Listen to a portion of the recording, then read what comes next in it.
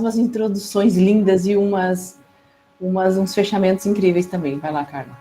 Gente, mas eu não tenho nada escrito, eu falo porque a gente sempre está falando isso, né? Agora já está gravando, agora já está gravando. Então, eu vou fazer minha introdução, né, Cris? Então, pessoal, primeiro, boa tarde. Hoje, dia 24 de novembro, nós vamos falar sobre invisibilidade e apagamento do protagonismo negro na literatura brasileira. E, gente, vou explicar um pouquinho para vocês, né? A professora Carla falando sobre a questão da consciência negra, né? É importante dizer que esse tema ele tem que ser trabalhado o ano inteiro, né? Tanto que nós fazemos isso, né? Tem o GT de temas transversais, que é um grupo que eu faço parte, tem vários professores e a gente trabalha bastante essas temáticas, né? Por isso que ali tem GT de temas transversais em educação, e muitas vezes a gente trabalha juntos, né, para construir, para ver o que é importante. E todos os anos a gente faz essa exposição de trabalhos, mas esses trabalhos foram feitos durante todo o ano. Então, a gente só expõe no mês da consciência negra, que é um mês de reflexão, né? E qual é o meu lugar de fala, né, nesse ambiente? Porque muitas vezes me incomoda essa questão do lugar de fala, né? Porque vou falar bastante sobre as questões raciais, sobre o preconceito em geral, né, os racismos, né, os tipos de racismo. Então, o meu lugar de fala neste momento não é como pessoa negra, mas como professora, como estudiosa, como pesquisadora da área da literatura. Então, dentro da literatura, a gente vai dialogar acerca dessas temáticas, né, das temáticas do apagamento, da invisibilidade desse protagonismo, né, porque teve um protagonismo, sempre teve, né, autores com capacidade para escrever, com talento, e isso realmente foi apagado. E, como eu falei de lugar de fala, eu vi, como eu passei a perceber esse apagamento com as pesquisas que eu fiz lá no meu mestrado, né, que eu fiz um mestrado em educação voltado para os estudos literários e leitura.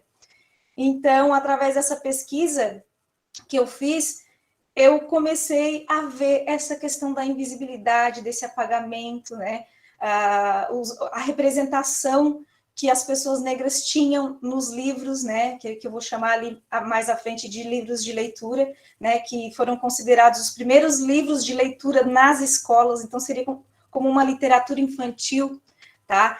E da maneira como eles vieram, né, como eles representavam as pessoas negras, responde um pouco desse racismo estrutural que nós temos hoje. Então, vou fazer uma perguntinha para vocês, né, começar com um questionamento, né, sobre representação e invisibilidade na literatura. Quantos livros de autores negros você já leu? E de escritoras negras brasileiras? Quantos você já leu? Você conhece essas escritoras? Muitos vão dizer que não, né? Não sei, vamos ver quais os comentários aí. Eu nunca tinha lido nenhum livro de nenhum escritor, nenhuma escritora negra. Só li mesmo Úrsula agora, porque a professora falou, né? Da Maria Firmina. Mas só esse também, nunca tinha lido nenhum livro. E até pouco tempo, né, gente? Eu digo pouco tempo, 10 anos, né? O Machado de Assis era visto como homem branco, né? Ninguém sabia que o Machado de Assis era negro. Tanto que, se você for pesquisar o site da Academia Brasileira de Letras, a gente vai ver que o Domício Proença está como o primeiro autor negro da Academia Brasileira de Letras, desse tá, o Machado de Assis, né? Então, essa reflexão sobre essa invisibilidade, ela não é muito, ela é recente, né? Essa questão de a gente ver essa representação, a gente quer ver esses autores, né? Quer saber quem eles são, quer saber um pouco da história desses autores.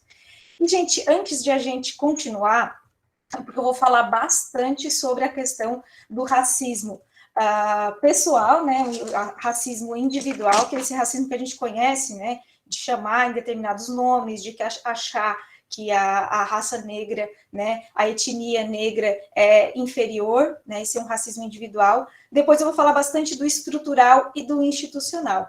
Então, gente, eu vou trazer, como eu falei para vocês, como não é o meu lugar de fala, eu trouxe um videozinho para a gente começar essas discussões, que ela vai falar de várias coisas aqui que tem a ver com o que nós vamos falar dentro da literatura, ok? Vou parar um pouco a apresentação para mostrar esse vídeo. Tomara que abra, né? Abriu aqui. Só um pouquinho, tá, gente?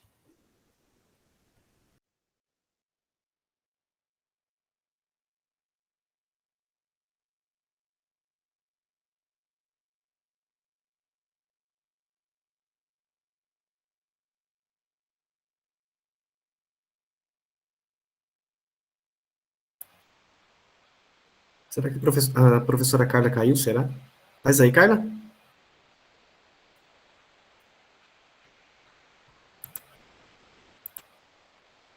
Até 1888 era...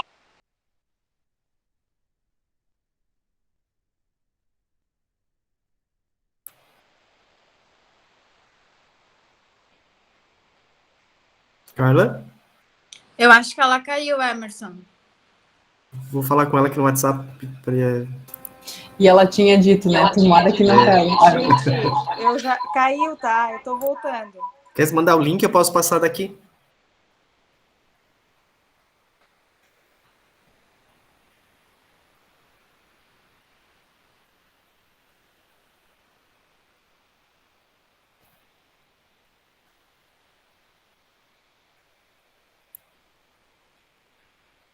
Vamos esperar a professora Carla se recuperar. Professora Cris, quer tocar violão? Deus o livre. Nem. Valéria quer cantar? Ou algum outro aluno? Depois a gente espera. Eu acho que tem muitos talentos aqui, né? Uhum. Mas com certeza eu não sou um deles, tá? Então eu Nem eu. nem me atrevo a aceitar esse teu convite. Aquele violão ali é só para bonito, sabe? Não, tô brincando, eu fiz umas aulas, eu fiz 9 meses de aulas no ano passado. Mas não adiantava, eu tinha que me esforçar muito para, né? E não tava na vibe, muito acúmulo de coisa, né? A idade que a gente tá... Idade, mãe de 2 filhos, daí mais 200 alunos, e mais uma casa, e mais marido, e mais outras coisas, né? Acho que na banda dos professores que a Yasmin colocou ali, de musicista, só tem cantora, eu acho, né? Só tem músicos, professores e cantoras, né? Daí são as mulheres. Uhum. Isso. Das mulheres é só cantoras. Estamos precisando de uns instrumentos tocados por mulher ali, ó. Vou abrir aqui o videozinho da professora Carla que ela me mandou, então.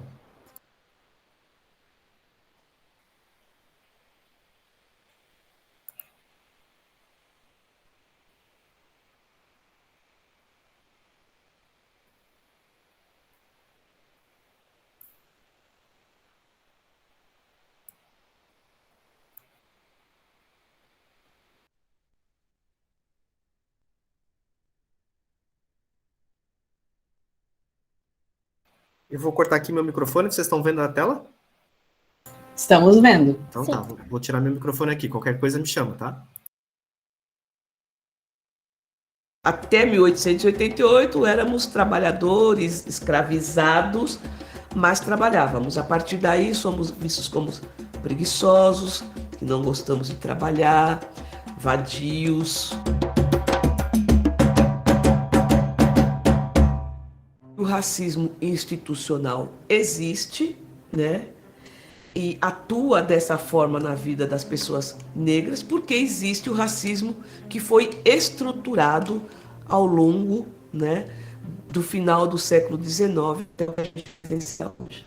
Nós tínhamos até 1888 um regime de escravidão, uma escravidão que era justificada através de teorias científicas, que dizia, né, que os negros eram de raça inferior, e por conta disso, a possibilidade de você escravizar pessoas e abaixo de tortura, né, de muita violência, porque a escravização é isso. Cara pra frente, seu preço safado! Entra logo aí! Quando o Brasil percebe, né, o Estado brasileiro percebe que não vai ter jeito, que ele vai ter que acabar com a escravidão, ele começa a tomar uma série de medidas, inclusive legislativas, para possibilitar a marginalização de homens e mulheres negros e negras. A gente pode começar, por exemplo, com a lei que proíbe os negros de estudarem, o Ato de Império de 1834. Era um ato de império que impedia os negros, era proibido que os negros estudassem. Em 1850, você tem a edição do Ato de Império que eles chamam de Lei de Terras. As pessoas são proibidas de comprar as terras, principalmente os negros e indígenas. Aí você caminha mais um pouco, você tem em 1888 a Lei Áurea, em 1889 a Proclamação da República, e já a partir daí o Estado brasileiro começa a pensar, tá bom, e agora? Quem é que vai trabalhar para a gente?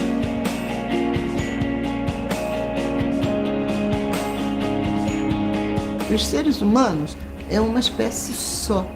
Ele pode ter nascido na Mongólia, ele pode ser do Polo Norte, do Japão, dos Estados Unidos ou da América Latina. O coração é o mesmo, o fígado é o mesmo. A única diferença que existe é a diferença externa. Não come da mesma comida, não sofre das mesmas doenças, porque assim não precisa dos mesmos remédios. Quando a gente sua, não sua o corpo, tal qual um branco boca, hein?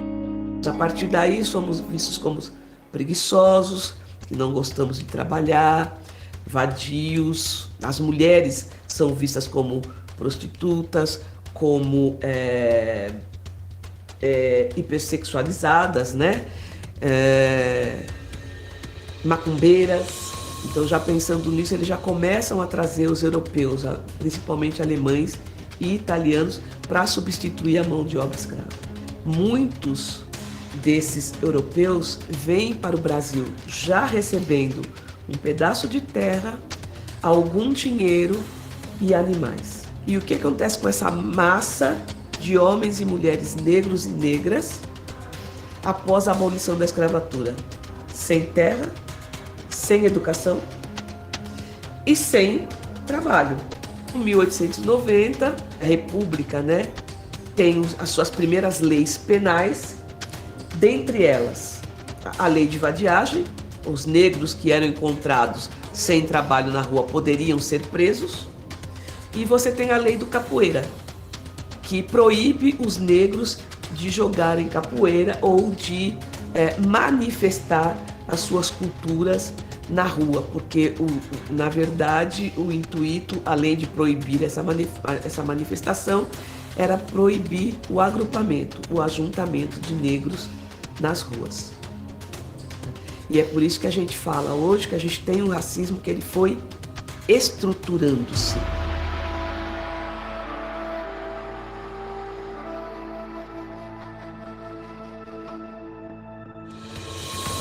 É preciso, inclusive, que se veja o trabalho que o Ministério Público de Pernambuco fez sobre racismo institucional, mostrando como o nosso poder de polícia sempre foi voltado para a manutenção do status quo de quem segue os mandamentos da cartilha europeia. Branco, cristão, macho. Que há uma justificativa, há um processo ideológico por trás de ter as prisões brasileiras abarrotadas de negros, de ter uma maioria de pobres no país negros. Esse é um projeto filosófico do próprio grupo que comanda o país.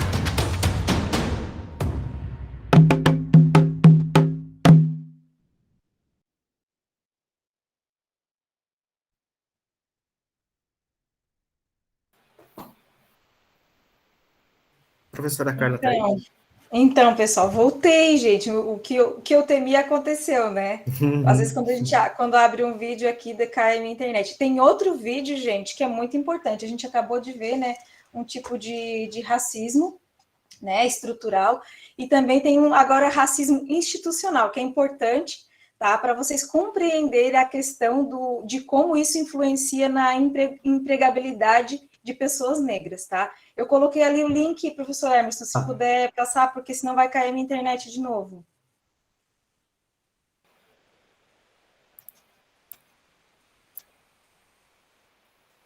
Peraí que eu vou abrir aqui. Tá.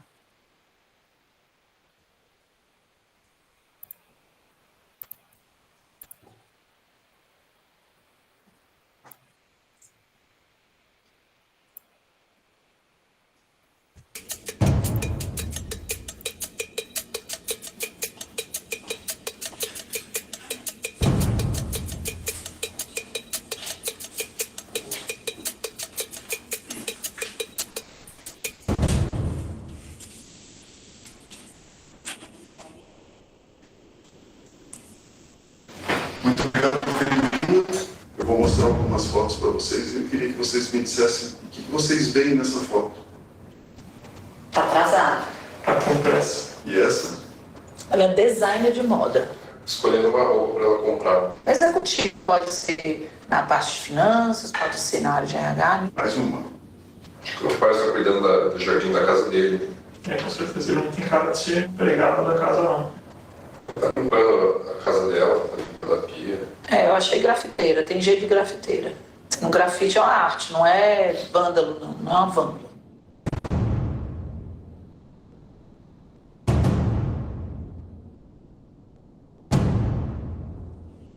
O que você vê nessa imagem? Alguém pichando o muro. Pichadora. E ela? Diarista? Limpa a casa? É empregada doméstica. Jardineiro. Bom, ele me lembra de segurança de shopping. Motorista particular. Vendedora, poderia ser uma costureira. Ladrão. O nome disso é racismo institucional e as consequências são graves.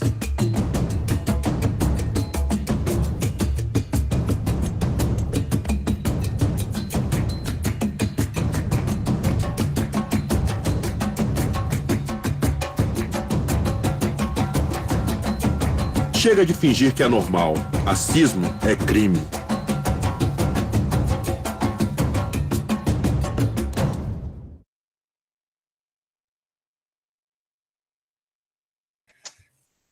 Gente, é muito triste porque isso está dentro da nossa sociedade, né? Ele está na nossa sociedade. Quando a gente entra num elevador, né, de serviço e vê uma pessoa negra, quando a gente pensa, só o fato de a gente pensar que ela não pode ser uma médica, não é uma fisioterapeuta, não é uma moradora do prédio, mas sim uma faxineira, isso é estrutural, né? Para vocês verem como é que é a gravidade de tudo isso, e como todos os anos a gente tem que trabalhar isso, é uma luta constante, todos os anos a gente bate nessa tecla, né? E isso vem de onde, né? Vem lá da Lei Áurea, né? Que não é, na verdade, como diz Abdias do Nascimento, ela não foi áurea, ela simplesmente jogou essas pessoas numa sociedade que não os acolheu.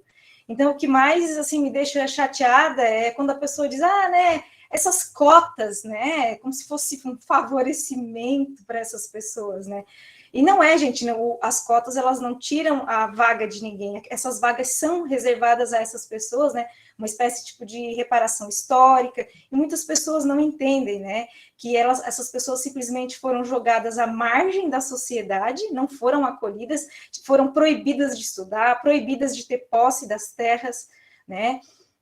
Então, os homens, né, viam como a marginalidade uma forma de sobrevivência, né, as mulheres foram prostituídas, sexualizadas, né, ainda, como eu vou falar o que o Abdias do Nascimento falou, porque como eu falei, não é o meu lugar de fala, então eu vou citar, né, ele falou que as mulheres ainda, né, ficaram como babás, né, das crianças, foram trabalhar como cozinheiras, faxineiras, né, que era o que elas já faziam antes, né, e os homens, né, acabaram sendo jogados, né, na sociedade e foram para a marginalização, eles não tiveram essa escolha, e isso foi se arrastando, né, gente, foi se arrastando por anos e anos, né, e quando surge uma política de inclusão, quando surge algo, né, que beneficia um povo que foi tão judiado, né, pelo Brasil, as pessoas se revoltam, né, tem uma revolta toda, né, então é importante que a gente estude um pouquinho de história,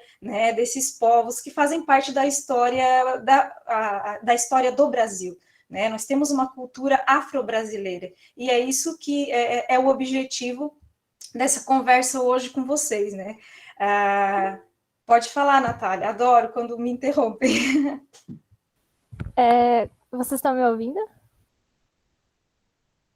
Em uma pesquisa que eu estou fazendo, queria já levantar esse ponto também da questão de ser negro e também ser mulher, né? Que são duas coisas que complicam bastante a vida das pessoas. Existem muitos pontos de vulnerabilidade.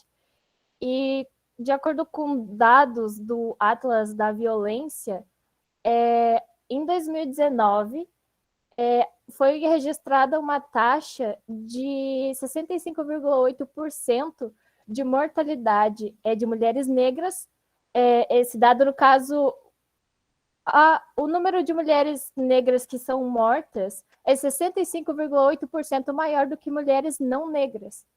Então, é mais da metade, sabe? É o dobro, mais do que o dobro de taxa de mortalidade. E outra coisa também, nesse mesmo ano, houve uma queda de 26,9% nas mortes de mulheres não negras, o que com certeza é muito bom, né? Quase 30% diminuiu a taxa de mortalidade de mulheres não negras. Só que a de mulheres negras aumentou em contrapartida, sabe? Aumentou 2%, mas ainda assim aumentou. Então é uma diferença que é muito grande, sabe?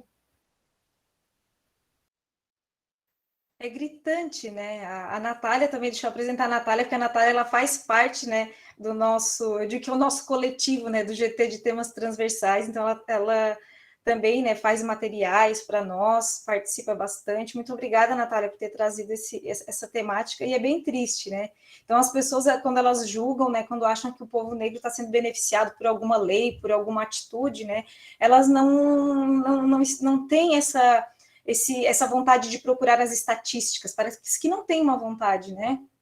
Parece que se fecha, se sente, né, excluído, quando na realidade esse processo é um processo que nós devemos fazer, nossa responsabilidade, né? Nós educadores, né, utilizamos a educação como instrumento, como lugar de fala, né? Mas todo mundo tem que fazer isso no dia a dia, né? Pensar antes de falar, né? Eu digo pensar antes de falar besteira, né? Pensar antes de falar que, não, tem que ser o dia da consciência humana, porque somos todos iguais, né? Falar isso, e o dia da consciência branca, gente, isso gente, assim, eu me revolto, tá? Porque assim, todo ano a gente acha que não, agora vai mudar, vai melhorar, as pessoas não vão sair falando besteira, né? Por aí, mas não, gente, a gente tem que falar sempre, né? Falar, puxar a história de onde isso aconteceu, né? E também eu quero mostrar para vocês que está passando algumas vitórias, né? Aqui em 2003, que foi sancionada a lei que alterou a Lei de Diretrizes e Bases, que obriga, né, a presença da temática de história e cultura afro-brasileira e africana, né? Então, nós somos obrigados a trabalhar isso, tá? Na educação. E falando em educação, gente, a gente tem que perceber como era a representação do negro na escola depois da abolição. Então, quando a gente falar aqui depois da abolição, a gente pensar no surgimento desses livros, como a gente já pôde perceber um pouquinho, esses livros não foram feitos para pessoas negras, foram feitos para estudantes brancos. Esses livros que eu estou mostrando para vocês, gente, fazem parte de um estudo que eu fiz no meu mestrado, e eu tenho mesmo esses livros, deixa eu mostrar aqui, tá? Eu vou organizar ali com o GT uma exposição, inclusive, desses livros, que eram livros, gente, que foram escritos, né, como se fosse um livro didático, tá? Eram chamados de livros de leitura, mas só para vocês entenderem qual a função deles, eles eram os livros didáticos, uma espécie de livro didático, tá? E esses livros são do período ali de 1890, tá? Eu tenho livros de 1890, 1900, tá? Então, o negro, ele não é o leitor desses livros, mas ele aparece nesses livros. E de que forma ele vai aparecer? Olha só, no início da produção de materiais de leitura para as escolas, eu coloquei, gente, eu digitei, tá? Porque como o livro é de 1900, tem a questão ortográfica que atrapalha um pouco o entendimento. Então, só para vocês terem uma ideia, esse é o livro do Afonso Celso, que é um livro paradidático, um livro de leitura, né? Que foi lido nas escolas em 1900, foi lançado. Olha o que ele fala sobre as pessoas negras. Então, isso é uma representação, né? Devemos imensa gratidão, foram os mais úteis e desinteressados colonizadores da nossa terra que fecundam com o seu trabalho, animam-nos com os instintos de independência, como prova a formação dos quilombos de Palmares. Sacrificaram-se, entretanto, aos seus senhores, nem sempre benévolos, mas, de todo caso, menos bárbaros que nos Estados Unidos. Olha, já começa a se justificar. As negras eram geralmente as amas de leite dos filhos dos brancos e, obrigadas a abandonar a própria prole pela alheia, tratavam esta como devotamento e carinho extraordinários. Nas nossas guerras, os negros bateram-se como heróis, contribuíram tantos serviços para que no Brasil jamais houvesse preconceito de cor. Isso é o que está escrito num livro Tá aqui, gente, se vocês duvidam de mim, eu sempre falo para os alunos, né, ó, o nome, ó, Por que me ufano do meu país, tá? Um livro que era a leitura, né, de crianças na escola, crianças brancas. Então, o que parece, gente? Aqui, ó, o mesmo discurso, não tem preconceito, jamais houvesse preconceito de cor, não tem preconceito de cor. A gente sabe o que acontecia nas guerras, né? Nas guerras, eles mandavam as pessoas, os soldados negros, eles não tinham o soldo, né, que era o dinheiro. Daí tem aquela questão, eles iam para a guerra apenas por amor, né? Como se isso for, eles romantizam, né, a questão do negro na guerra. Muitas vezes eles eram obrigados a ir para a guerra, né?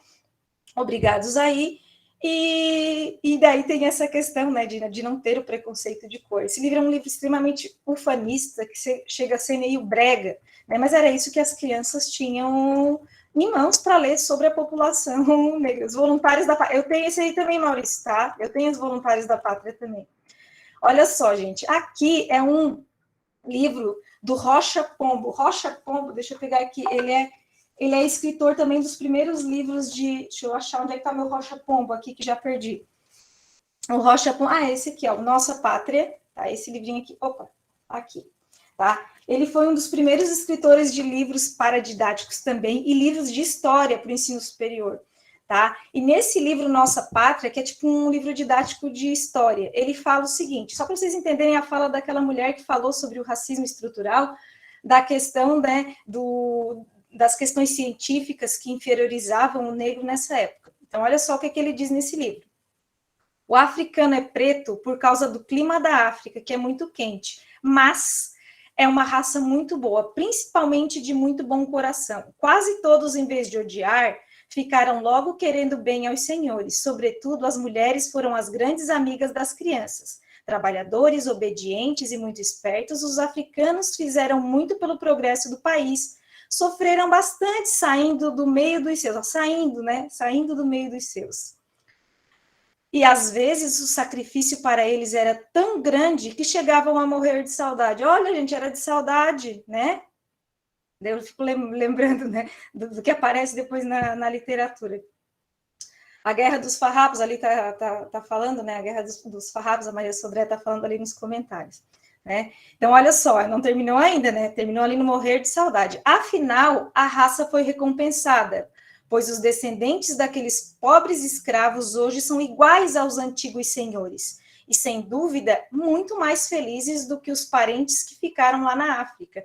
Em todos os países da América e até na Europa se fez isso, mas, felizmente, a escravidão passou e, para sempre, hoje somos todos como irmãos. Aquele mesmo discurso, né, ali do livro do Afonso Celso, né? Então, era assim que as pessoas negras eram representadas. Eles negam, né, que houve essa questão do tráfico negreiro como uma barbárie, né? Tipo, todo mundo fez isso, né? Então, essa falsa noção de igualdade e pieguice, como eu falei para vocês, né, de ser meio brega, hoje a gente vê isso, né? São algumas maneiras de justificar, legitimar ou mesmo resolver o possível sentimento social de culpa, transferindo ao outro a responsabilidade por sua situação. Então, gente, é daí que surge a questão do racismo estrutural, essa questão de que o negro não quer trabalhar, olha só, vadiagem, né? Mas qual estrutura foi dada para ele? Né? Então, ele é livre, ele é igual ao seu senhor, por que ele está lá roubando, matando? Né? Então, era isso que era passado nas escolas. Para vocês entenderem a questão toda estrutural, né? E agora a gente vai ver, gente, na literatura mesmo. A gente viu nos livros, né, que circulavam nas escolas, né, que de certa forma é uma literatura infantil dessa época, né, que foi feita com esse intuito pedagógico, né? E nós vamos falar um pouquinho, né, sobre agora as autoras, né? Vou mostrar primeiro esse aqui, o livro Úrsula, tá? Que é a questão da representação negra na literatura. Então, quando as pessoas negras começam a aparecer, que é o caso da Maria Firmina dos Reis, elas sofrem um processo de apagamento, né? A Maria Firmina dos Reis é uma autora que escreveu o livro Úrsula lá no tempo do romantismo. Só que lá no romantismo a gente nunca ouviu falar. Gente, eu estudei, né, a minha graduação inteira, a minha especialização é em literatura brasileira, nunca ouvi falar de Maria Firmina. Eu fui ouvir falar de Maria Firmina lá no meu mestrado, e por conta própria, né? Tipo, gera assim uma revolta. Por quê? Porque quando ela aparece, gente, ela aparece embranquecida, tá? Na internet, quando você vai pesquisar, vai aparecer a foto da Maria Benedita Bormann, que é uma escritora gaúcha. Não é a Maria Firmina, que é uma foto de uma mulher branca, né? E até a própria estátua, que é uma homenagem, né, a Maria Firmina, se vocês observarem, ela tem os traços todos de uma mulher branca, tá? Então, nós precisamos ver quem é essa pessoa. Nós precisamos... por que é importante, gente? Nós somos todos iguais. Para que falar dessa questão de cor? Nós precisamos, sim, mostrar os rostos dessas pessoas. É importante a gente saber que eram pessoas negras. Por quê? Porque tem toda essa questão de luta inerente a esse processo, né? Então, ela é uma afrodescendente, uma mulher negra, né, que ela fundou escolas. Ela foi a primeira professora concursada do estado do Maranhão, gente, tá? Uma mulher negra, ainda no período da escravidão, né? Em 1959, ela publica o Úrsula, e ela é bem super abolicionista, né? Então, ela estava lá dentro do meio intelectual. Só que ela, gente, no próprio livro Úrsula, ela começa dizendo, né, uma maranhense, né? E ela pede desculpa por ser mulher e por não ter uma formação como os outros autores dessa época, né? Que é uma formação europeia, né? Então ela tem assim uma modéstia que na realidade reflete o quê? Reflete o que ela sentia dentro desse meio, que ela era inferiorizada no meio literário, né? Então aqui, gente, seria uma possível imagem, né, da Maria Firmina dos Reis. Tá, uma possível, né? Não tem uma foto, né? Então tem só tipo relatos, né? Então essa aqui seria uma provável imagem dela, né? Já com os traços negros, né? A cor. Então, gente, olha, ela atuou muito. Ela era uma mulher que era educadora, fundadora de escolas, escritoras, escreveu poemas, escreveu no jornal, tá? Então, ela atuou como folclorista na preservação de textos da literatura oral, além de ter participado como compositora, inclusive, do hino para a abolição da escravatura. Tá? Então, como é que a gente não conhece uma mulher dessa? Como é que uma pessoa, né, como eu, faz uma graduação inteira, né? Então, essas raízes, né, de apagamento estão lá na universidade, né? Estão lá na universidade. Então, por isso que a gente tem esse compromisso de mostrar quem é Maria Firmina, de fazer ler Maria Firmina, né? As meninas do segundo ano devem estar né? Eu faço ler mesmo, tá? Porque a gente quer compreender, né? Eu pedi para o pessoal do segundo ano, né, para lerem a obra, né, e observar por que ela foi excluída. Será que é porque a literatura dela não é engajada com o romantismo? Né? Será que a linguagem ela não preservou a questão que tinha-se ali no romantismo, no estilo literário? Né? E, na verdade, agora vocês estão vendo aí, Yasmin, a importância, né, de ler essas obras, tem uma importância histórica. E no momento em que a gente lê e reconhece como uma mulher negra abolicionista, a gente está rompendo, né, com os padrões, né, rompendo com esses cânones, né. Então, a Maria Firmina morreu em 1917, aos 95 anos, e deixou uma obra literária representativa de uma época e de um grupo que viu na escritora e professora uma oportunidade de novos horizontes para as mulheres negras brasileiras, né? Então, aqui, gente, só para eu não vou falar muito sobre o livro, né? O livro, ele obedece, sim, a estrutura do romantismo, a linguagem do romantismo, a questão, né, o personagem principal são personagens brancos, né, o Tancredo e a Úrsula são personagens brancos, tem todo aquele enredo romântico estruturado do romantismo, só que ela tem algo que é bem particular, ela dá voz neste livro a 3 personagens negros, né, que é a Susana, o Túlio e o Antero. Né? Então, a Susana, ela fala como é que foi a questão do navio negreiro, dos sofrimentos, de tudo que ela sofreu, né, com a questão do tráfico negreiro. O Túlio, né, é aquele que teve a sua liberdade, né, que já nasceu como um escravo, então ele fala o que ele sente. E o Antero, né? Ele é um escravo que tem, por ter uma vida, né, como escravo, ele vai partir para a questão do alcoolismo, dos vícios, né? Então vai mostrar como é que está essa situação. Não que isso não acontecia, né? Bernardo Guimarães escreveu Escrava Isaura, né? Que mostrava como é que era a questão das fazendas, né? A escravidão, mas era em terceira pessoa, era alguém falando sobre, né? Então, o que eu enxergo de diferente, de extraordinário nessa obra é que tem o lugar de fala. E além de ter o lugar de fala, né? De ser uma escritora negra, ela dá voz, né? A narrativa é a voz da Susana, da personagem, né, que conta as suas dores. Então, isso é de extremamente importante de ser debatido. Depois, gente, nós temos aqui o Luiz Gonzaga, né, tem o Instituto Gama, tá? Que é muito interessante, eu sigo no Instagram, né, que fala sobre as questões das leis, né? Depois eu vou contar um pouquinho da história dele, que ele é muito importante para a nossa história. Só que eu quero começar com um poema dele, né? Que reflete bem os sentimentos daquela época. E nós, até a cor é um defeito, um imperdoável mal de nascença, o estigma de um crime. Mas nossos críticos se esquecem que essa cor é a origem da riqueza de milhares de ladrões que nos insultam, que essa cor convencional da escravidão, tão semelhante à terra, abriga sob sua superfície escura vulcões onde arde o fogo sagrado da liberdade. Olha o que ele sentia, né? Eu não sou um escravo. Nesse momento tem um empoderamento, né? Tipo, eu não sou um escravo. Ele também escreveu no tempo do romantismo, tá? E ele fala, né? Tem esse empoderamento, né? Eu fui escravizado, eu não sou um escravo. Né? Essa cor, né? Até em nós a cor é um defeito, mas quem disse que é um defeito? Né? Então, gente, é importante que ele organizou, né? Ele participou de revoltas, né? Pela rebelião urbana de escravos da história do Brasil. Ele se tornou cativo, gente, porque ele foi vendido pelo próprio pai. Tá? Então, aos 18 anos, sabendo ler e escrever, ele conseguiu provas da ilegalidade da sua condição, pois era filho de uma mulher livre, uma negra livre, né? Então, ele conseguiu provas, ele se defendeu, né? Se empoderou, lutou, e foi um dos abolicionistas mais atuantes de São Paulo. Então, com o seu trabalho nos tribunais, então ele é considerado o primeiro advogado negro, né, que lutou pela causa abolicionista. Então, ele conseguiu a liberdade de centenas de negros mantidos injustamente em cativeiro ou acusados de crimes contra os senhores. Qualquer coisa era motivo para ser um crime, né? Então, ele se especializou nessa área. E mais um poema dele, eu sempre puxo sardinha para a literatura, né? Aqui.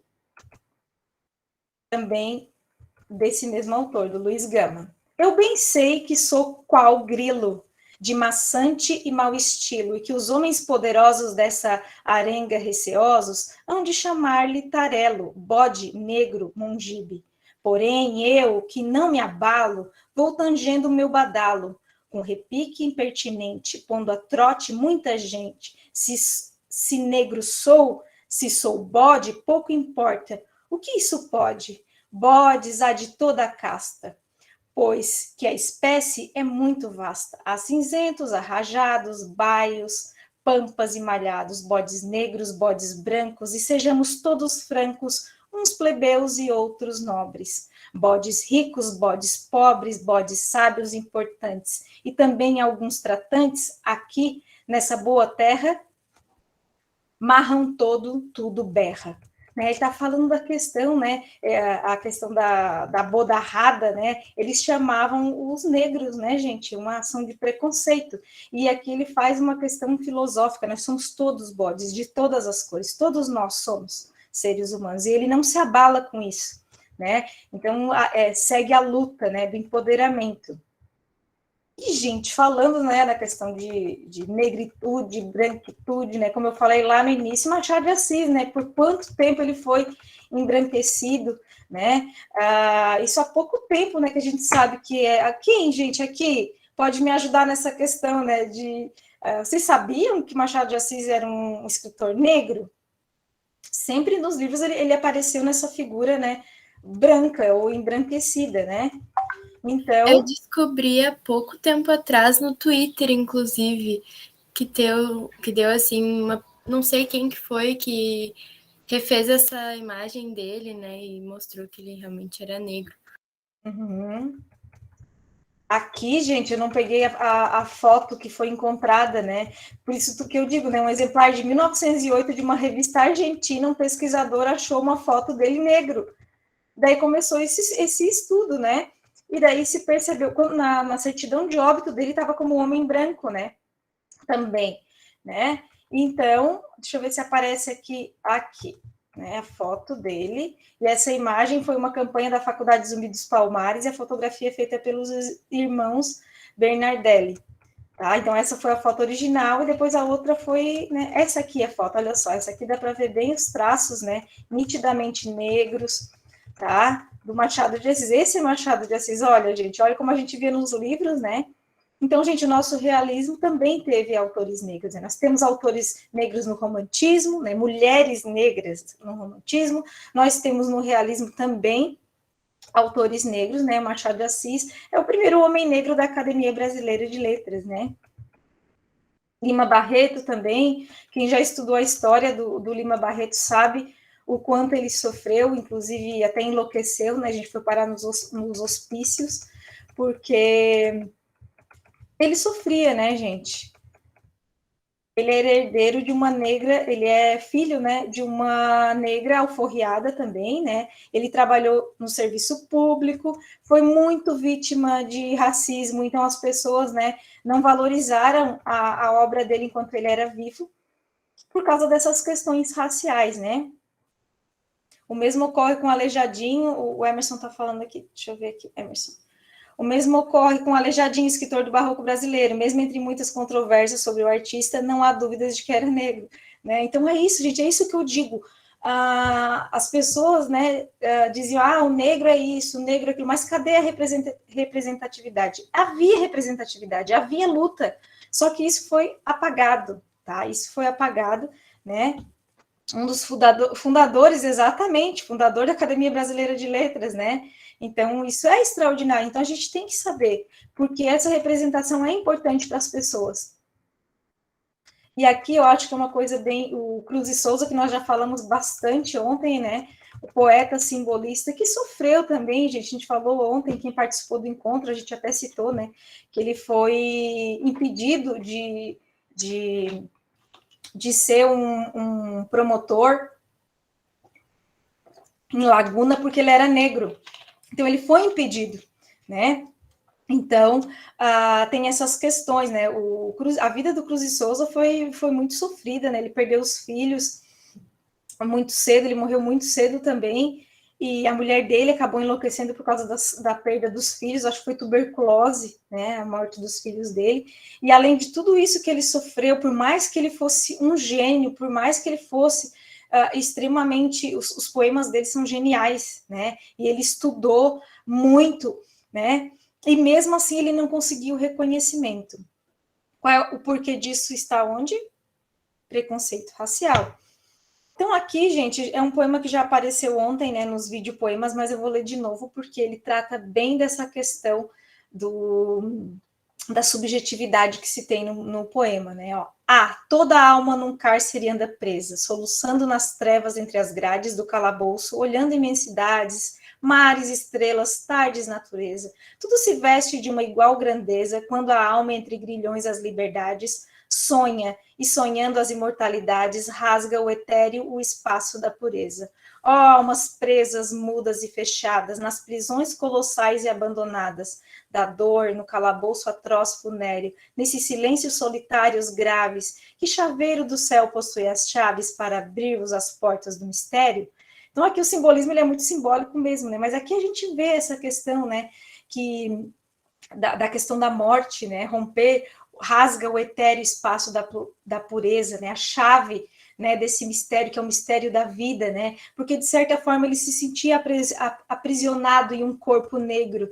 E esse corpo negro, muitas vezes, por mais que ele tivesse o talento, ele não conseguia chegar, né, onde ele queria, por causa das questões raciais.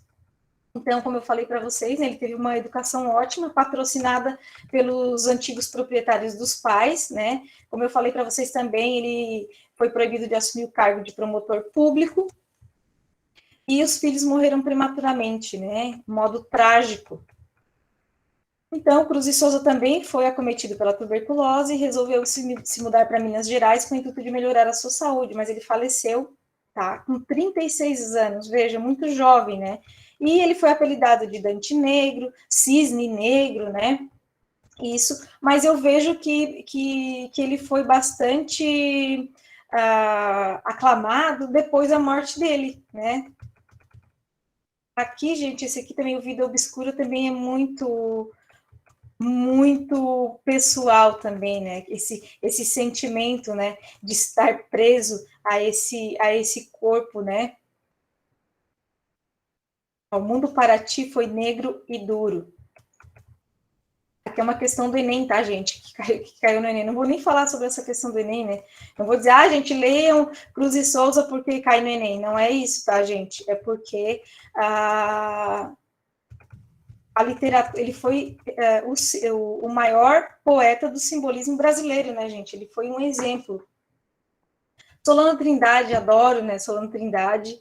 Já falei bastante dele ontem. Gente, se alguém quiser falar alguma coisa, pode falar, tá? Alguém quer a palavra?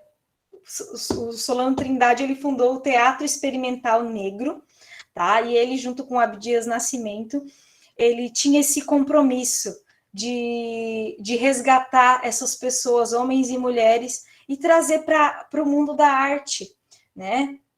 Porque ele sabia que as pessoas negras tinham potencial. E ele trabalhou bastante para isso, né? Aqui mais um poema dele, Gravata Colorida, que representa bem, né, representa bem a vida dele, né?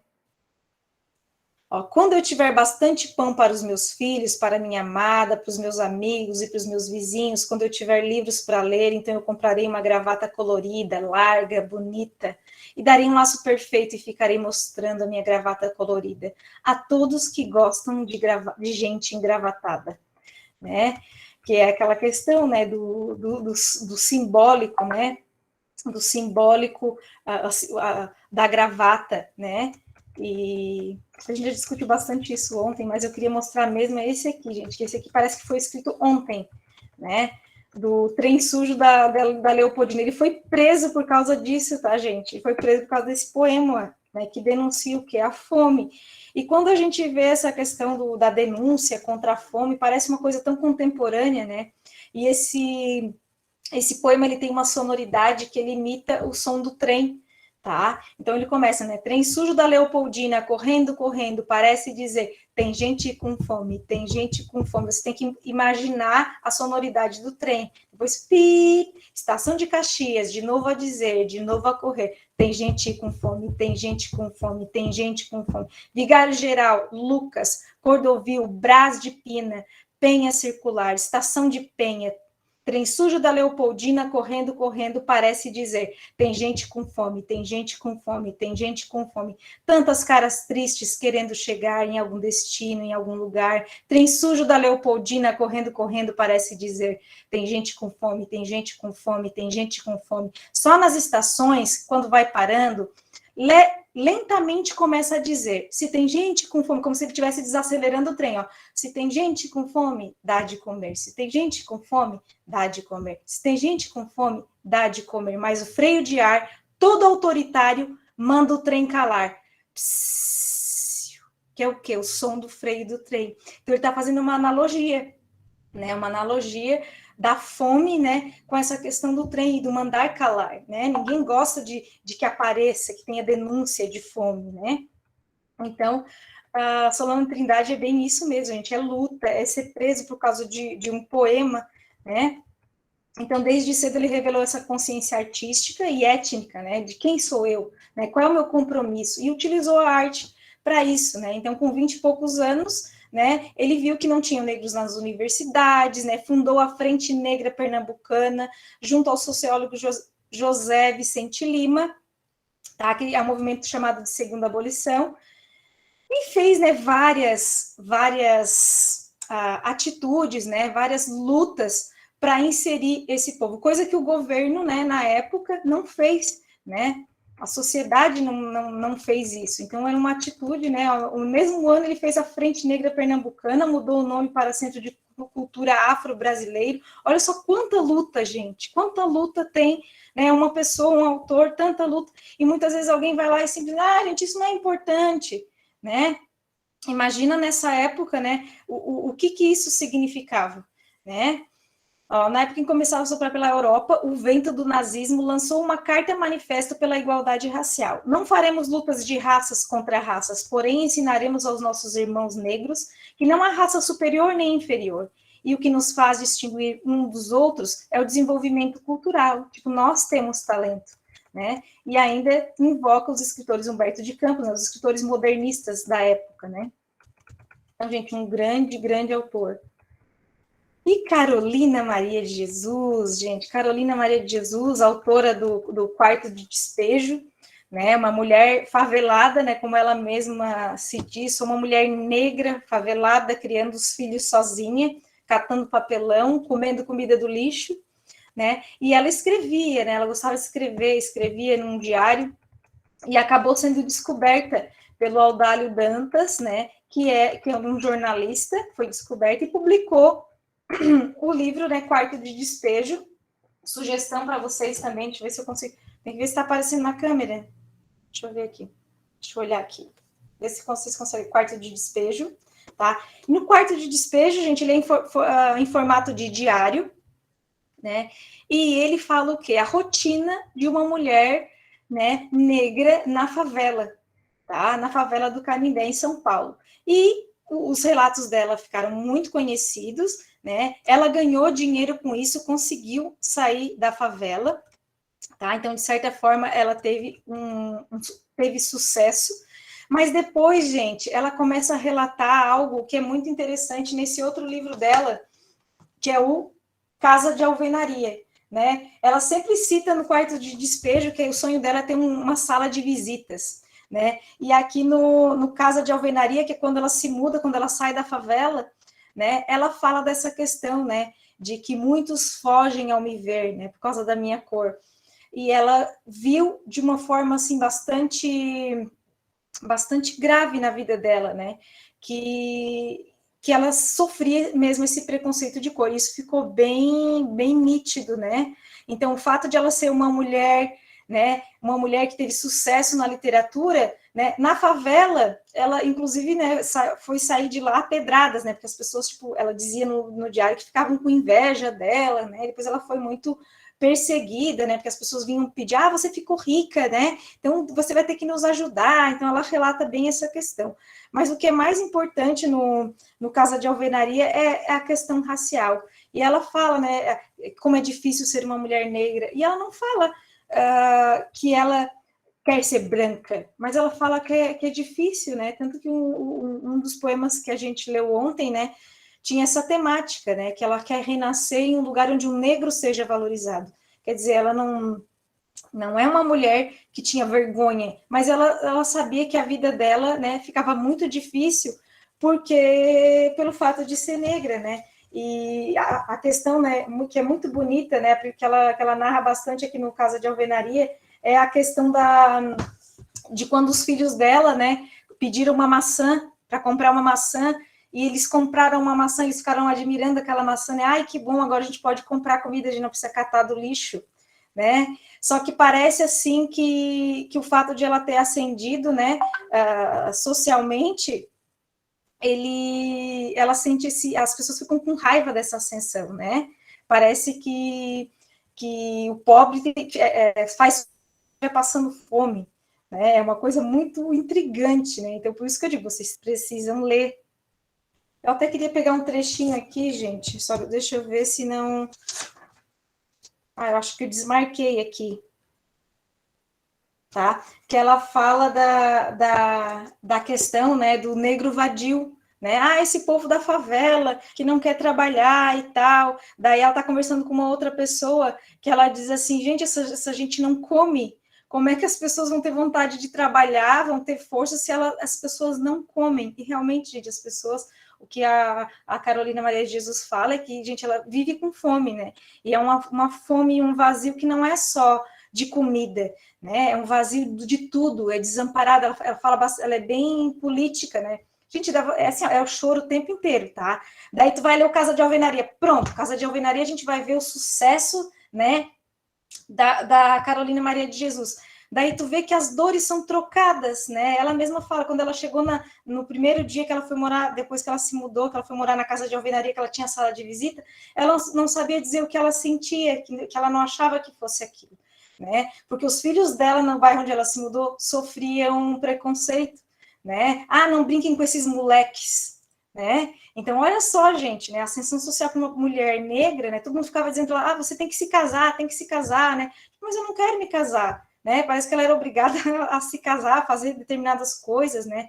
O próprio Audálio Dantas, né, obrigava ela, dizendo, não, tem que ser diário. Ela dizia, eu quero escrever outras coisas, né? E ela sentia essa pressão, que parece que ela saiu daquele mundo da favela, mas ela tinha outras pressões, né? Mudam as pressões. Então, gente, é muito forte, né? São livros fortes, porque você percebe o quê? É a realidade da fome, você mergulha nisso.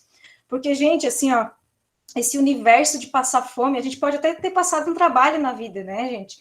Mas passar fome, entender o que é fome, entender o que é chegar em casa e você não ter o que cozinhar para os seus filhos, né? E os filhos, mamãe, estou com fome, né? E daí? Ela trabalhou o dia inteiro catando, mas não deu para comprar porque tinha que pagar a luz, né? Então, é uma coisa que é muito contemporânea também, né? Às vezes a gente critica, né, o ser humano que está lá, né, passando fome ou pedindo, a gente, critica mesmo. Só que a gente não vive nesse universo, né? Então, é muito interessante para a gente sair um pouquinho da nossa casca, né? Ler esses livros.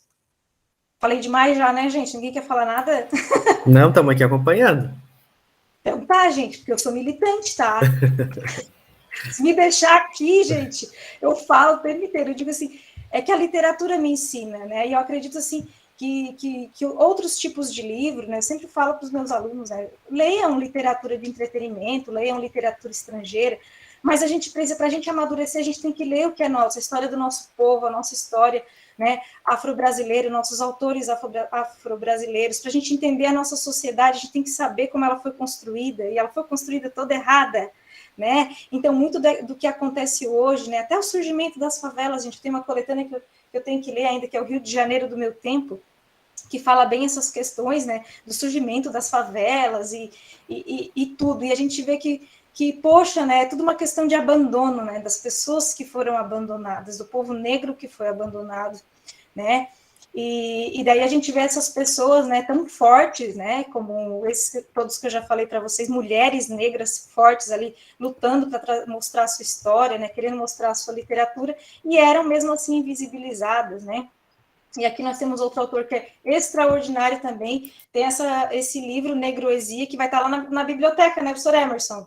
A gente comprou com o dinheiro do projeto, e tem também, eu tenho esse outro aqui, que é Poemas Antológicos do Solano Trindade também, que é, gente, é extraordinário, assim, ó, é por isso que eu digo, eu não sei como é que eu não sou a todo tempo melancólica, porque eu leio isso, gente, e assim, a gente sente, né, a dor do outro, eu sinto uma empatia, né, então é interessante que a gente veja esse lado do outro, né, porque como eu falei para vocês, são histórias muito distintas da nossa, né, então a gente tem essa questão de julgar, né, fazer julgamentos, o negro evadiu, né, entre outras coisas, né.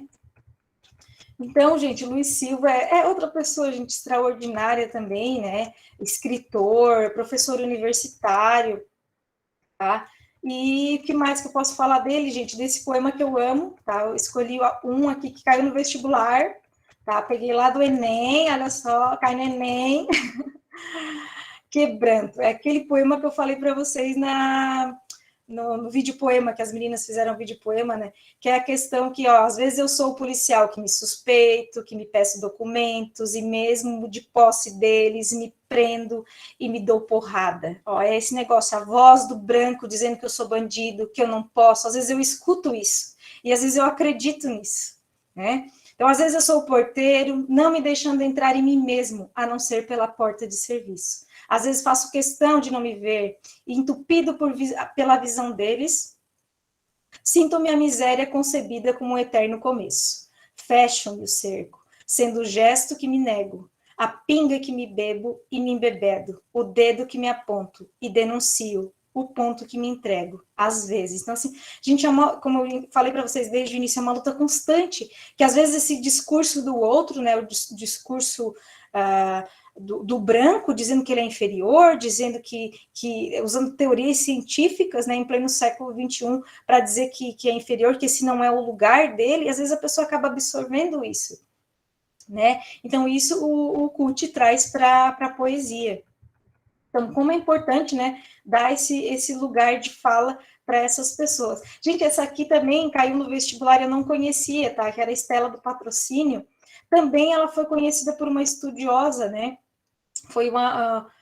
Ela foi para um centro psiquiátrico, essa mulher, e ela viveu por anos lá, né? E essa mulher, vou mostrar aqui a foto para vocês, e ela, a escritora Viviane Mosé, fez O Reino dos Bichos e dos Animais, é o meu nome, tá? Com base nas gravações que ela fez com a Estela do Patrocínio, tá? Que inclusive ganhou prêmio, né? Ficou finalista no Prêmio Jabuti em 2005. E essa mulher aqui que ficava lá no hospício, gente, tá? Então, isso mostra bem a questão da vulnerabilidade, né? Das pessoas negras. Também esse aqui caiu no Enem. E aqui, não vou falar sobre a questão do certo, não tá certo, é só para vocês verem o que tem aqui, né? Eu sobrevivi do nada, eu não existia, não tinha uma existência, não tinha uma matéria, comecei a existir com 500 milhões e 500 mil anos. Logo de uma vez, já velha, eu não nasci criança, nasci já velha. Depois é que eu virei criança, e agora continuei velha, me transformei novamente numa velha, voltei ao que eu era, uma velha. Tá? Então, esse poema, né, também tá num livro, tá? E de uma autora também, uma mulher negra que foi trancada em um hospício, né, gente?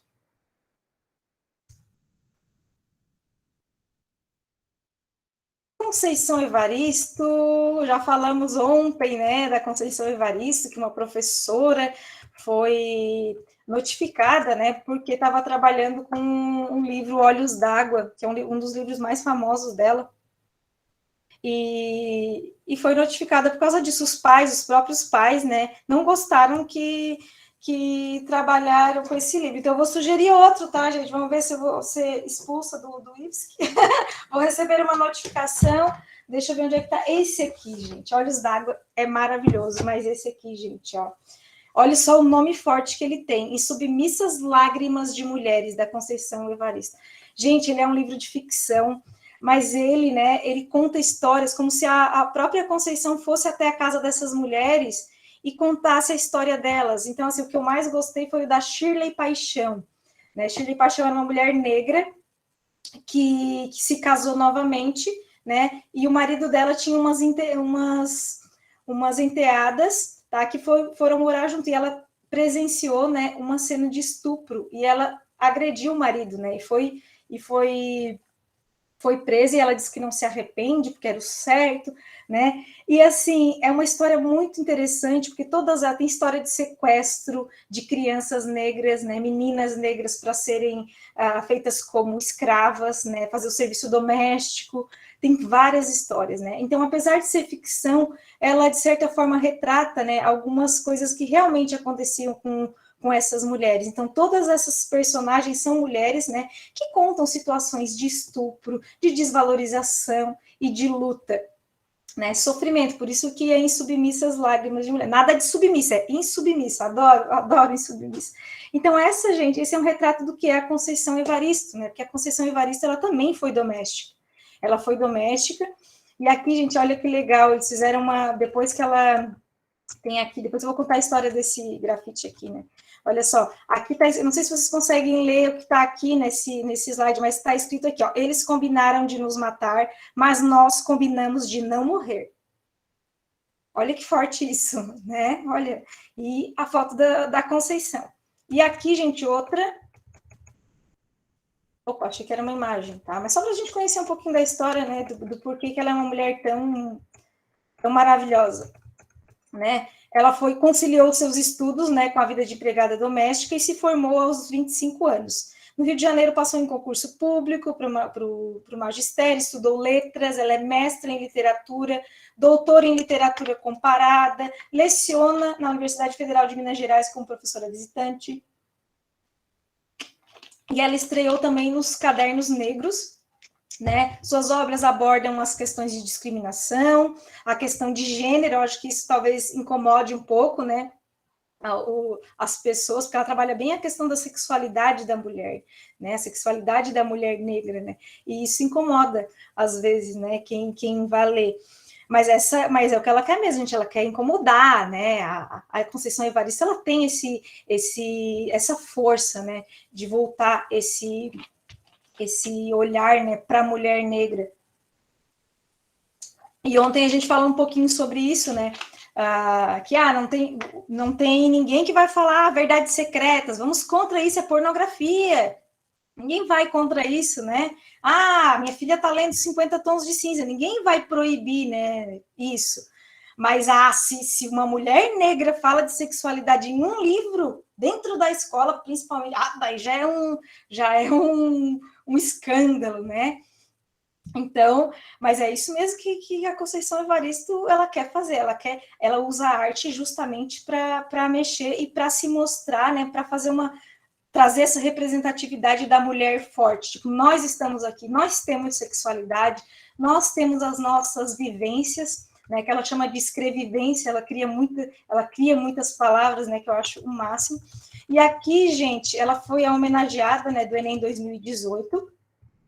E aqui, gente, tem toda uma questão, né, que todo mundo estava falando, acho que foi em 2018 essa polêmica, que a Conceição Evaristo, né, foi indicada, né, as pessoas queriam que ela fosse indicada para a Academia Brasileira de Letras, né, e isso não ocorreu, né, e daí as pessoas começaram a homenagear, né, daí ela colocou aqui, ela está assinando os livros e usou aqui um banner, né, Academia Brasileira de Letras Pretas, e até ela é extraordinária, né, porque ela, tipo, ela pega um limão e faz uma limonada, né, porque toda a mídia ficou em cima disso, né, e depois ela falou, né, se é para publicar qualquer marimbondo, falando do livro do Sarney, não sei se vocês já leram, gente, não leiam, tá, por favor, porque é muito ruim mesmo, tá, gente, eu fui tentar ler e ele é péssimo mesmo, tá, gente, antes de criticar a gente tem que ler, né.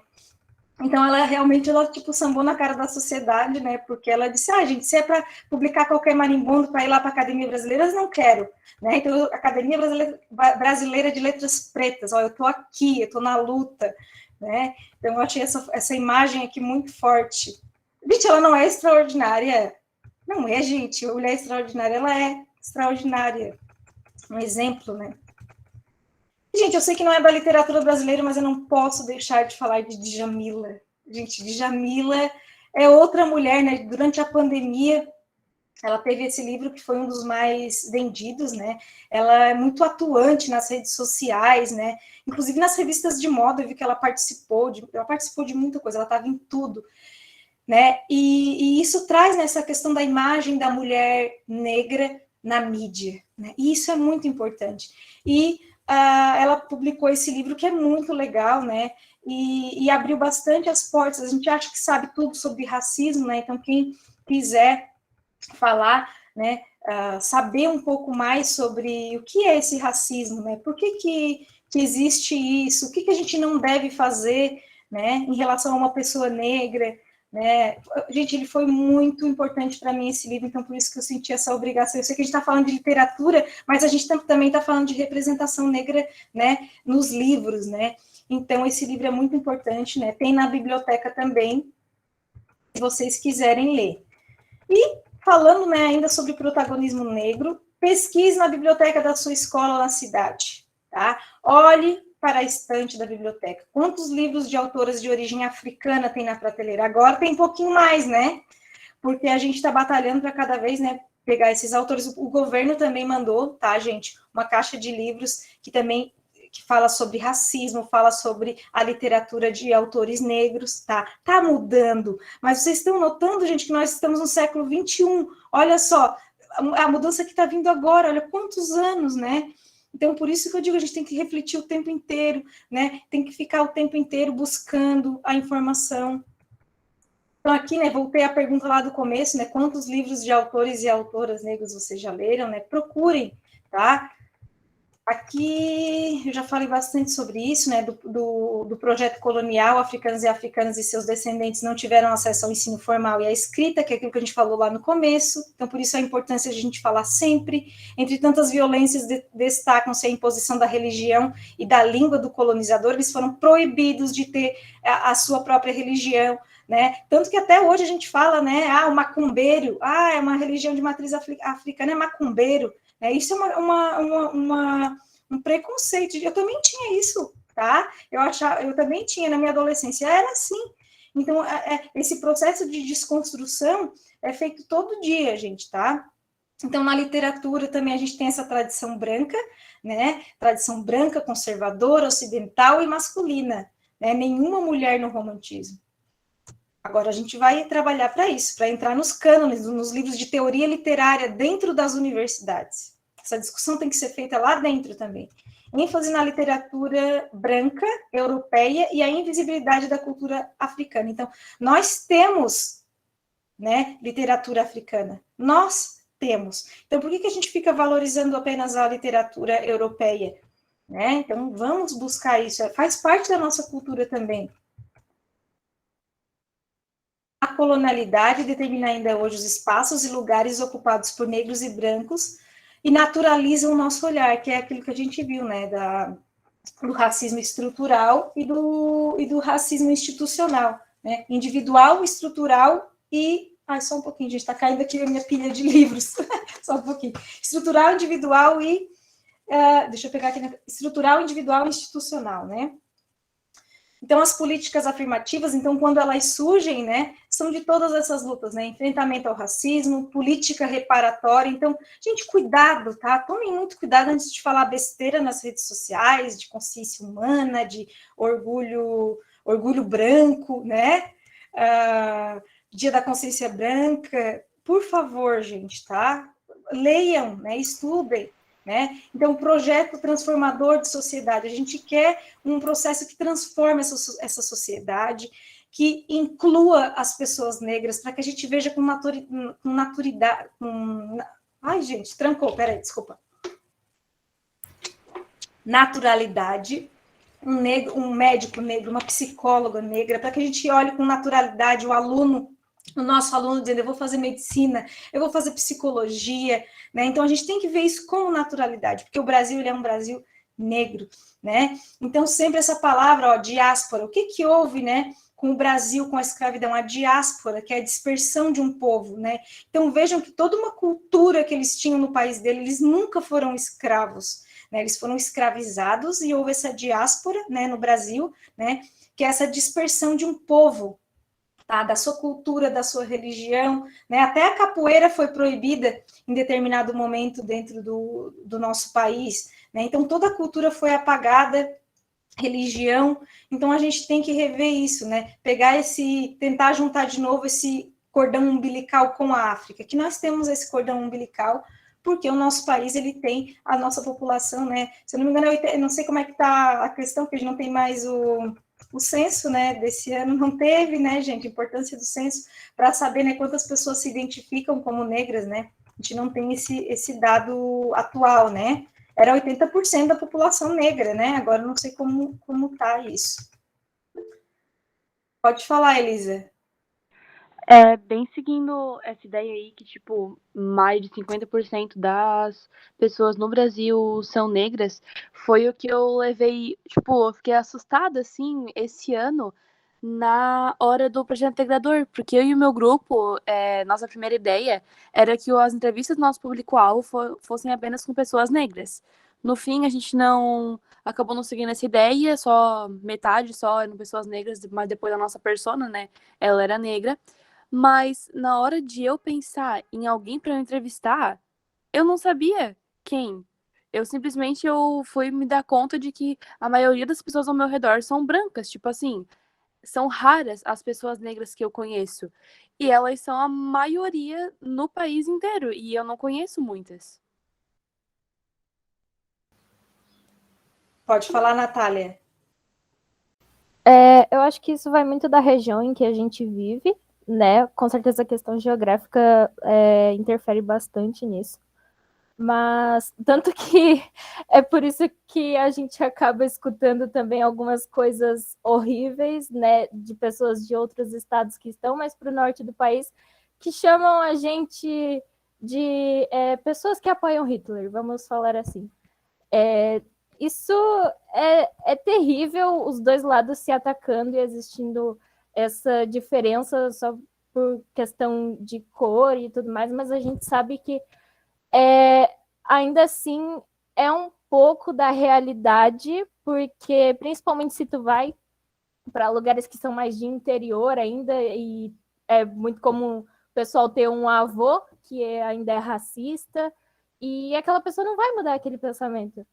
Mas isso é verdade, assim, essa questão de que não existem pessoas, isso considerando fenotipamente, né, negras. Assim, eu nunca me relacionei com uma pessoa que tem a cor da pele mais escura, eu não mantenho contato com ninguém, eu não sei, sabe, no máximo, assim, eu já conversei na internet e a pessoa era de outro estado, sabe, então, olha o nível, sabe? Olha o nível que isso tá. Então, realmente é de se apavorar, sabe?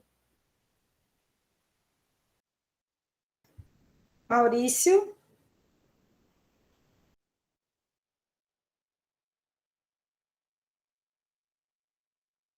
Professor Maurício, se quiser falar, pode falar. Obrigada, Natália, pelos teus comentários. Depois a gente vai falar um pouquinho mais sobre isso. Acho que o professor Maurício não está conseguindo abrir ali. Então tá, eu vou falando, depois qualquer coisa pode me interromper, tá, Maurício? A Yasmin ali, então vamos lá, Yasmin. Não, é só mais para complementar mesmo que a Natália falou sobre o que a Elisa disse. Isso é muito fruto desse processo de branquitude da população aqui da região sul. Muitos imigrantes foram trazidos quando aconteceu a abolição, porque é como aquilo que eu falei. Chegou num ponto que, para as pessoas brancas, as pessoas negras não serviam mais para nada. Então, a gente chegou num ponto que a nossa região praticamente não tem pessoas negras e elas são completamente invisibilizadas. Acho que o Maurício está com um problema no microfone, ele colocou ali. Ah, pois é, que pena, porque eu queria ver muito o que o Maurício ia falar, que é a questão da geografia, né? É muito legal. Maurício, depois se tu arrumares aí o teu microfone, a gente quer saber o que tu tem a dizer, tá? A questão, gente, tem um livro muito legal da Flora Susequinde, O Brasil Não É Longe Daqui, que é um conjunto é uma pesquisa feita por essa mulher, que ela fala sobre as propagandas, né, do país inteiro para que os italianos, né, viessem colonizar o Brasil. E assim, os italianos também foram enganados, né, coitados, né, a história da colonização do Brasil, por isso que eu digo que ela é toda errada, né, toda errada mesmo. Então, foi horrível, gente, também para alguns italianos, a gente escutar a história de como eles vieram e tal, né, é bem, bem difícil. Só que daí a gente fica pensando, né, e as pessoas negras, né, por que não deram um pedaço de terra para essas pessoas? Por que não deixaram que elas trabalhassem? Por que não fizeram uma legislação que protegessem essas pessoas, né? Então, é isso que é grave, né? É isso que é avassalador, né, gente? Então, a colonização nossa aqui, né, não tem pessoas negras, porque aqui o sul do Santa Catarina, né, é mais difícil de ter pessoas negras. Mas o que eu noto, gente, se vocês perceberem em Araranguá, tem muitos haitianos, né? E eu falei isso ontem também, e eu ouvi isso de uma mulher haitiana, né, que falava que eles têm essa questão de se arrumar muito bem, né? Os haitianos, eles estão na rua muito bem arrumados. Por quê? Para que as pessoas saibam que eles são haitianos, eles estão ali para trabalhar com medo do racismo, tá? Porque sabem que tem esse tipo de racismo e sabem que, né, Santa Catarina é bem complicada essa questão racial, né? Alguém quer falar mais alguma coisa? Já é difícil achar até pardos, assim, aqui em Santa Catarina, é meio difícil. E quando não são ditos como branco, né? Por exemplo, eu me considero parda, sempre me considerei desde pequena, mas muitas pessoas ainda me ditam como branca. Isso é um pouco desconfortável. É que tem uma discussão, né, sobre a questão racial, né, se você vive, assim, a sua negritude, se você sofre preconceito, né, pelo fato pelo seu cabelo, pela sua cor da pele, então tem vários fatores, né, a pessoa tem que se considerar negra, mas não basta apenas ser descendente de negros para ser um negro, né? Então tem várias coisas que isso pode ser um assunto para nossa próxima discussão, tá? Que esse é um assunto bem interessante, né? A gente pode até convidar pessoas, né, que tenham um lugar. Eu não me sinto muito confortável de falar isso agora porque eu não tenho lugar de fala, tá? Então, como eu sou uma mulher branca, né, eu vou falar sobre essas questões, eu não me sinto muito confortável, mas eu conheço muitas pessoas que falam sobre isso. Tá, Bárbara, sobre essa questão da identificação, tipo, sou negra, sou branca, né? Eu sou filha de mulher negra, mas eu nasci branca, né? Tem todas essas questões que são bem interessantes e a gente pode discutir isso, né? O nosso GT de temas transversais está sempre trabalhando sobre isso, então é uma coisa interessante de se discutir com os alunos, né? Trazer uma pessoa para falar sobre isso, né? Bem interessante. Alô, teste de som. Teste, eu acho que deu agora. Peraí que eu tive que sair e retornar, eu acho que deu certo. Tava meio dando um bugzinho aqui. Mas eu acabei atropelando todo mundo, né, para fazer o teste. Desculpa aí.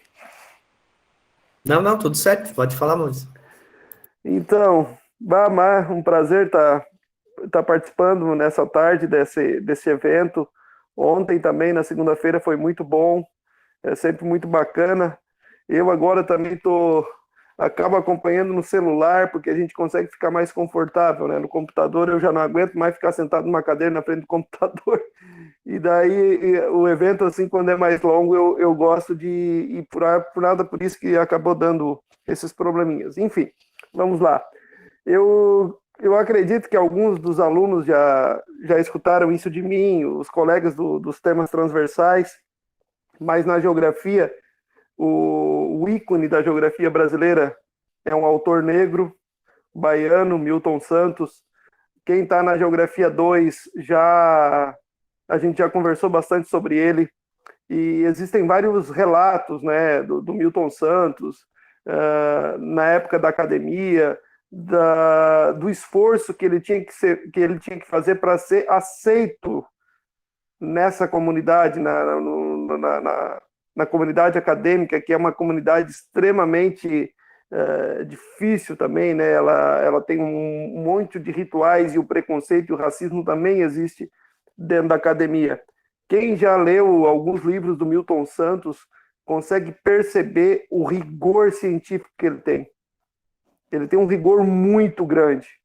E dizem que isso parte muito da cobrança que era feita em cima dele. Para ele ser aceito, ele tinha que ser muito melhor que os outros. Então, se alguém seguir na geografia ou já leu algum livro do Milton Santos, vai perceber isso. Essa questão do rigor, de ser tudo muito aprofundado. Então, isso é uma das marcas dele, né? Então, é algo bem interessante. O pessoal estava conversando bastante aqui sobre a questão de Santa Catarina, né? Dos traços que a gente tem no nosso estado. Realmente, a população de negros aqui é uma população pequena mesmo, né? Segundo o IBGE, a gente tem um entorno aí de 15% a 20% de população que é negra, né? E tanto que esse dado que é utilizado, por exemplo, nas cotas, né? Quando a gente faz aqui o processo de heteroidentificação, por exemplo, no Instituto Federal, né?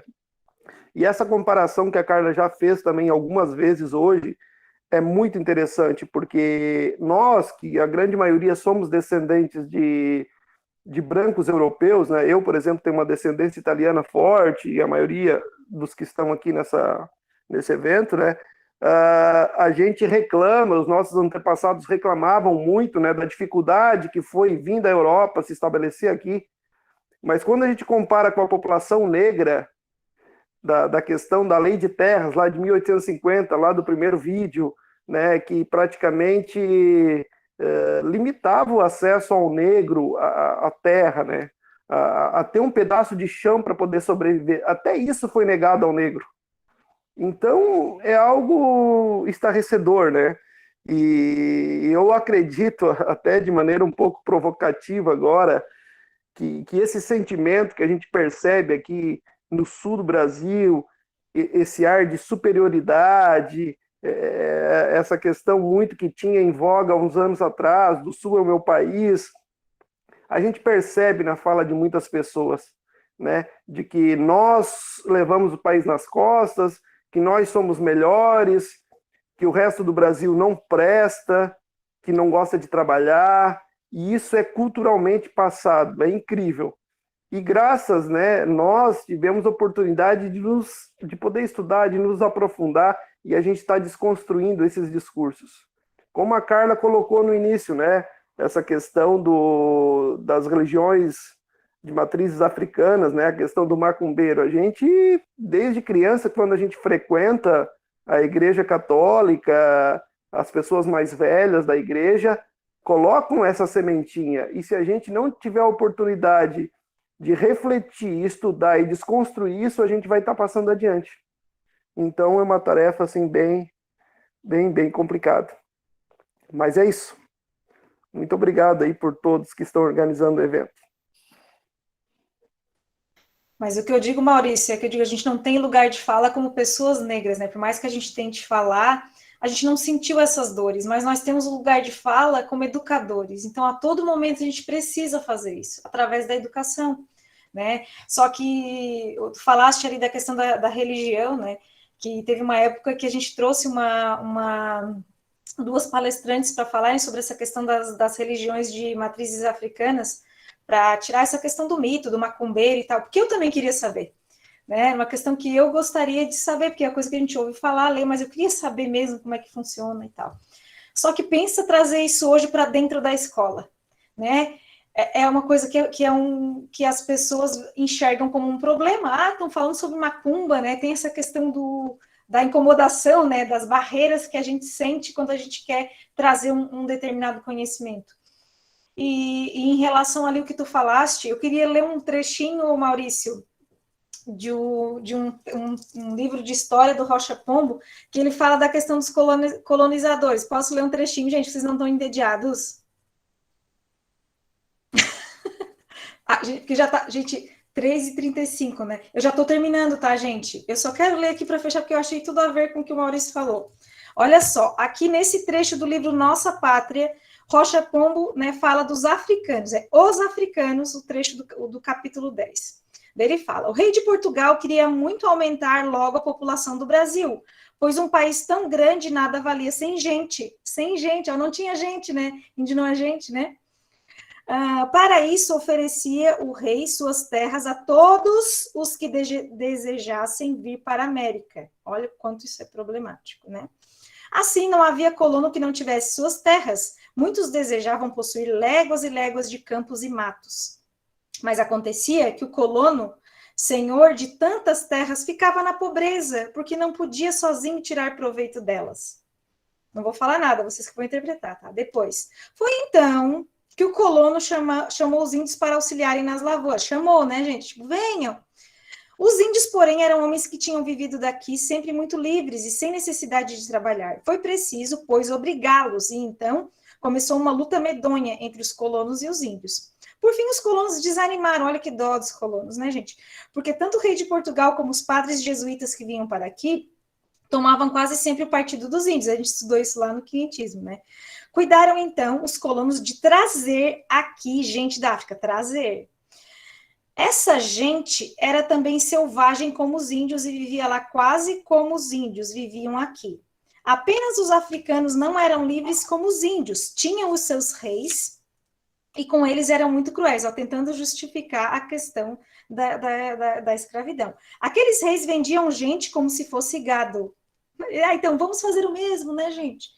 Sabendo disso, eu falei que não ia fazer comentário, desculpa, vou só ler o texto, tá? Sabendo disso, os nossos colonos mandavam lá comprar quantos queriam para os ajudarem, nas plantações. É exatamente o que está escrito aqui, né? Depois fala aqui que o africano é preto por causa do clima da África, e depois fala que eles sofriam tanto em deixar a terra e chegavam a morrer de saudade, mas tudo valeu a pena. Felizmente a escravidão passou e para sempre. Hoje somos todos como irmãos. Livro didático, 1900 deixa eu ver quando... 1917. Tá, gente? Isso aqui era o que eram os africanos, né? Então, eles fazem toda uma justificativa, falam do colono, né? Do colonizador europeu, né? Vamos trazer gente, índio não é gente, né? A Alice está falando que era fake news da época, né? Não, a gente escravizou, mas lá era pior. Então, a gente trouxe, né, as pessoas para trabalhar, para ajudar, não fala para trabalhar, para ajudar nas plantações, como se fosse algo, né, tentando... Então, gente, por mais que o que aconteceu com os italianos, né, eu tenho uma descendência italiana bem lá, né, atrás tem essa questão italiana na minha família, né, tem Grindler, né, que é do meu marido é italiano e alemão, então a gente sabe das histórias que eles passaram trabalho e tudo, mas não se compara, gente, eles não vieram no navio negreiro, eles trabalharam mais, foi árduo, realmente, gente, uma coisa não diminui a outra, né? Só que a gente não pode usar esse nível de comparação, né? É outra coisa completamente diferente. Os portugueses, né, os colonizadores ganhavam as terras, né? Os italianos ganhavam as terras, né? E o que aconteceu em relação ao negro, né? Foi jogado na rua, né? Como a gente falou lá no começo. Gente, agora eu já estou falando demais, vou encerrar, tá? Eu sei que vocês estão cansados, é muito tempo. Então eu deixo aqui com vocês, né? Já falei de vários autores brasileiros, mas tem esse livro aqui que ele é extraordinário, né, que é uma tragicomédia de um cabelo crespo que cruza fronteiras, que fala a questão do preconceito, né, e essa autora, ela não é brasileira, né, ela mudou-se para Portugal, então por isso que ela escreve esse livro também, ele é autobiográfico e conta a história de uma menina que vive em Lisboa e as suas relações com o cabelo ao longo dos anos. Então, menina negra, né, em Portugal, né? Europa. Então, vocês imaginam o que é. E é um manifesto antirracista. Gente, ele é muito lindo esse livro, tá? Prepare-se, porque ele é maravilhoso. E esse autor aqui, gente, eu comprei esse livro porque eu fiquei muito curiosa, tá? Não chegou ainda, mas quando chegar eu vou ler e vou doar para a biblioteca, tá? Que eu ouvi falar dele. Ele é um autor novo, um jovem autor. Isso aqui eu peguei uma foto lá do atual dele, tá? Ele é um jovem negro escritor, tá? E olha só que interessante, ó, eu li essa parte aqui, que foi uma sugestão de uma amiga, olha só, uma família negra resolve reverter a ordem social de um país e promove uma revolução racial, combinando alta tecnologia e ciência. Nisso, traçam um plano para mudar de lugar com os líderes brancos do país. Essa é a história que o ator, né, compositor, músico e agora escritor Tiago Tomé conta em... E se desse para denegrir, sua primeira ficção. Então, gente, fica aí mais uma dica, né, de autores, né, esse é um autor brasileiro, jovem e negro, né, para a gente instigar a nossa imaginação e valorizar a nossa literatura, né. Gente, o meu papel, eu fiquei a mais, né, estou a 40 minutos além do que eu achei que eu ia ficar, gente, mas é que eu falo muito mesmo, né, gente, falo mesmo, e vou continuar falando, tá, vocês que lutem, eu vou continuar falando, porque é um tema que a gente precisa, né? Nunca sempre é tempo para falar desse assunto. Não é só no mês da consciência negra, que é aquilo que eu falei para vocês. E eu estava organizando junto com a Giovana também faz parte do GT de temas transversais, para a gente organizar uma exposição novamente com esses livros, né? Eu já tenho a cópia deles colorida para expor essas frases que tinham nesses livros, para que a gente possa, né, ler e se chocar um pouco com a construção da nossa história, né, através da literatura, através da leitura, né, e também convido vocês, né, gente, a construir o conhecimento, leiam, pesquisem, né, e entrem conosco nessa luta, né, nessa luta diária pela defesa da literatura e pela representatividade de todos. Gente, muito obrigada, né, pelos comentários, e agora a gente tem o sorteio das canecas, lembra das canecas? Tem o sorteio, enquanto isso o Emerson vai falando ali, fazendo os comentários, tá? Claro. A nossa bolsista, Carmen, né, ela pegou o nome de todo mundo que falou. E, Maurício, tu também tá concorrendo à caneca, então, ainda bem que teu microfone abriu, tá? Então, tá concorrendo à caneca, tá? 2 canecas, e a Carmen vai fazer o sorteio agora. Dá tempo de fazer, Carmen? Acho que enquanto isso eu falo aqui um pouco, só queria finalizar para responder uma pergunta. Ela vai fazendo o sorteio ali, tá? E daí, enquanto isso, o professor Emerson faz o Ela passa os nomes para nós. Só para complementar, Carla, né, quero agradecer a tua participação aqui. Acho que não falo demais, acho que nunca é demais a gente falar sobre esse tema, né? Eu acho super importante. dentro do currículo da escola, apesar de ter uma lei que, né, que nos obriga e nos incentiva a tratar desses assuntos dentro da escola, mesmo assim a gente sabe que é difícil, né? Então, quando aparece uma oportunidade como essa, acho que nunca é demais. E só gostaria de deixar aqui uma última fala para os nossos estudantes pensarem, né? É que se toda cultura produz arte, independente de qual seja e como ela seja classificada, né? Então, essa classificação de arte, do que é literatura, do que é pintura, do que é cinema, existe aí o que é chamado na arte, que é o establishment da arte, que é esse grupo que é uma cultura que envolve as questões políticas, econômicas, sociais, ideológicas, que vai dizer em determinada região, cultura, país, continente, do que é o que não é aceito, né? Então, isso é muito forte nas artes. Então, quando a gente fala de arte, principalmente na cultura ocidental, do qual a gente faz parte, então, se a gente pega ao longo da história, todo mundo sempre produziu arte. Só que o que é que, então, ficou registrado? Quem é que registrou nos livros o que é e o que não é arte? Então, são essas instituições que se consolidaram ao longo da história, que normalmente estavam dentro desse padrão europeu, branco, né, hétero, de homem hétero, de dinheiro, de uma elite, né? Então, o dono da ópera era um cara com dinheiro. Então, ele só ia patrocinar a música, os cantores de ópera, por exemplo, que fossem de universo branco. As galerias de arte, até hoje, existe uma grande discussão que o dono da galeria normalmente são pessoas com muito dinheiro. Então, essa seleção de obra de arte que vai entrar para uma galeria já passa por esse filtro, né? E a obra da mulher, né? Ou da artista negra ou negro, ele fica de fora dessa seleção. Agora que, né, nas últimas décadas, que está se abrindo a oportunidade a se rever esses espaços. Quando a gente abre a Netflix, ele também tem um grupo lá, né, da Netflix que faz essa seleção de obras que vão entrar para o catálogo deles. Então, nenhuma plataforma ela é isenta, né, ou ela é neutra daquilo que se coloca lá dentro. As próprias redes sociais, o dono do Instagram, do Facebook, essa galera que está ali, que tem lá, que tem lá os algoritmos lá que vão fazer essa seleção, essa galera que também fez esses filtros também são brancos.